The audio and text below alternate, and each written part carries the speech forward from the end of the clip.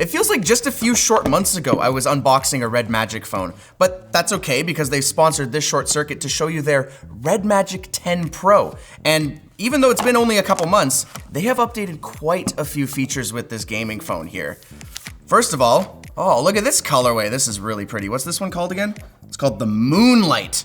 They actually sent us over a couple more we'll take a look at in a second, but let's see what else is in the box here. We've got our wall wart. Apparently can go up to 100 watts now compared to the 80 watts before. But let's pull out the cable as well. Let's take a look. Ooh, nice red cable. How long is this again? 3 feet? 3.5 feet? It's more than enough for charging your phone. Is there any other propaganda in here? Nope, that's the end of this box. What's in this envelope? Win more games, which I guess is perfect for a gaming phone. Oh, our SIM removal tool there. Our warranty card. Oh, and just like last time, they added a little plastic case here. Oh, it's kind of like a frosted glass this time instead of before where it was completely see-through. It's funny, I feel like with most modern cases now, they actually bring it up so it's flush with the camera.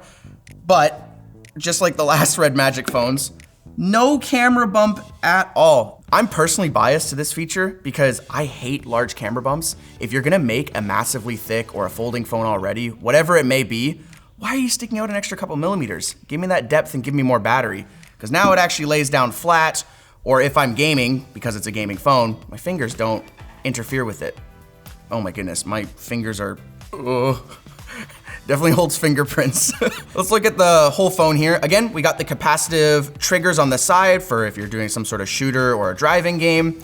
You've got your volume buttons here. This is the exhaust for the fan that spins on the back. It actually spins a little bit faster this generation by I think about 1,000 RPM, and it sucks air in the bottom, exhausts it out the top. You've got your, I'm assuming that's our power button. Yep, that is our power button. It's booting up here. And then this is our game slider button that can bring us into that game mode or back to kind of a more typical phone interface. USB Type-C on the bottom, our SIM tray there as well. And on the other side, there's just that intake. There's actually no other buttons on this side here. On the top, oh, look at that, baby. 3.5 millimeter jack. You'll love to see it. Overall, the finish feels really nice around the edges here. Let's boot this up. Let's take a look here. Ooh, wow, that is a very bright, what brightness am I at? Okay, I'm about 60% brightness. That's why it felt very, very bright. Oh, look at that. Apparently they claimed 2000 nits peak brightness, and in our labs results, we hit that. So outdoor use in this phone is gonna be more than manageable. I guess while we're talking about the brightness of the screen, we might as well talk about the screen itself. It's a custom 1.5K resolution screen that is 6.85 inches. And as you can see by the size of the bezels here, they have reached an impressive 95.3% screen to body ratio.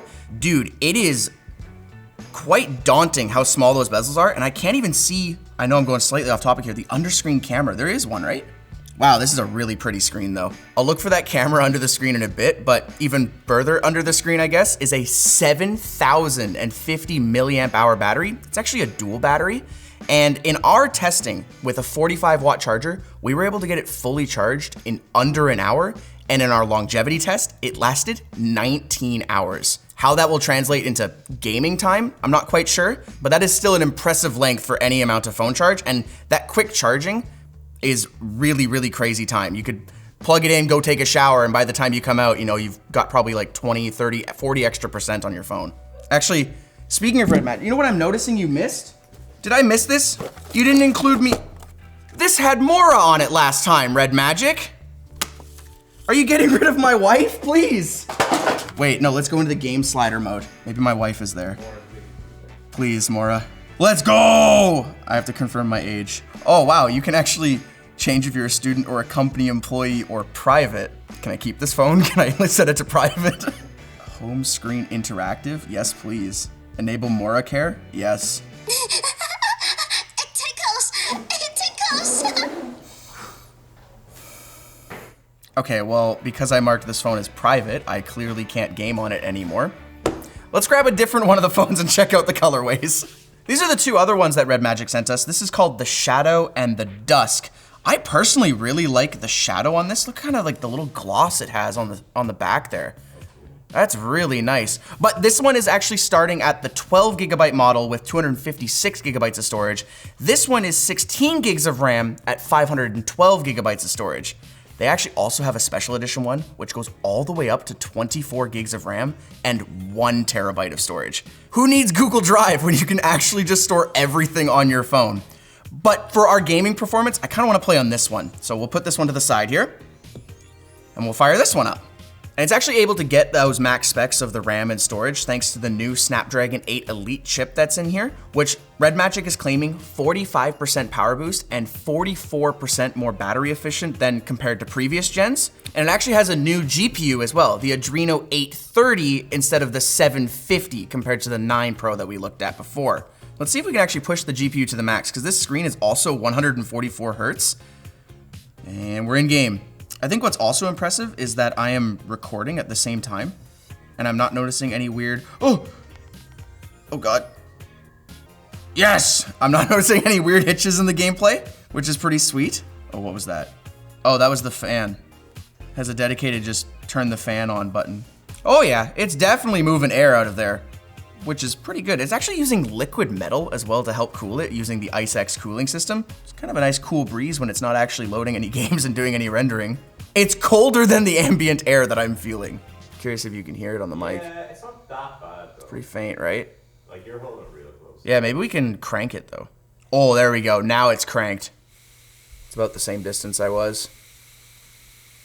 Much louder. Overall, that's not bad though. If you had audio playing or headphones in, you probably wouldn't even hear that at all. I guess speaking of audio, let's take a quick listen on YouTube. It's good speakers. It's 50%. You wouldn't be disappointed with them. Let's crank it though.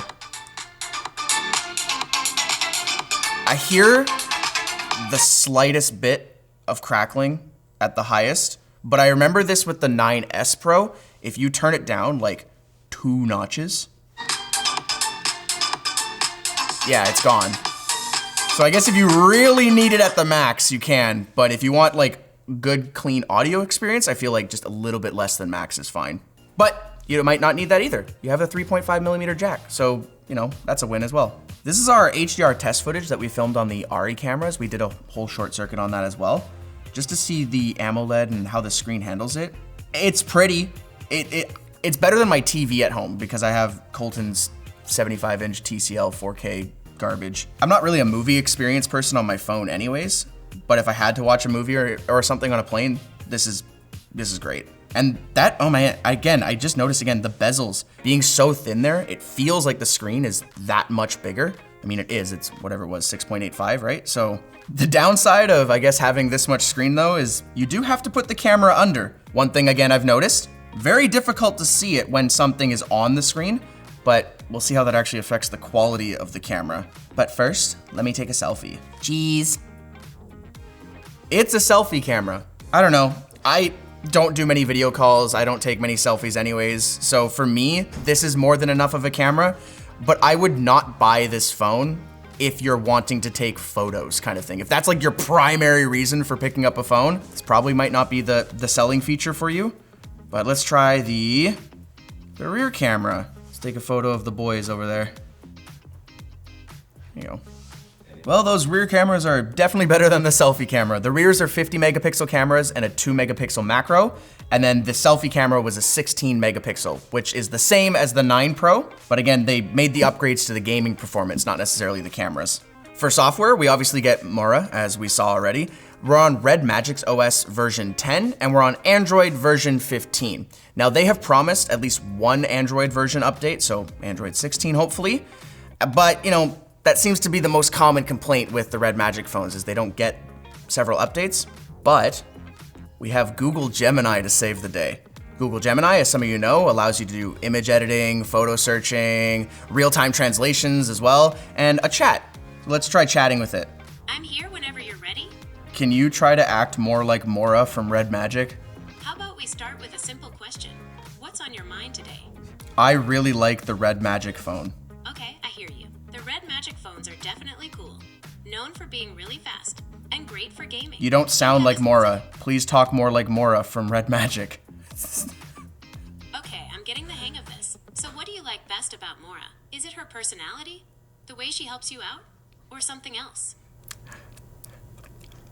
All right, let's change the subject. What's something cool you've learned or done recently? I'm done. I'm uncomfortable now. She's still there. She shocked me, bro. So after we've taken a look at all the features, what do you guys think? For $650 at the starting price for a gaming phone, I think that's pretty good. $800, you're starting to get into that expensive territory. And then that special edition one we talked about with that 1 terabyte of storage, that is $1,000 US. You gotta really love gaming in order to spend that much on a dedicated phone. But then again, people spend way more on their computers or sometimes multiple consoles. So you guys can let us know in the comments down below.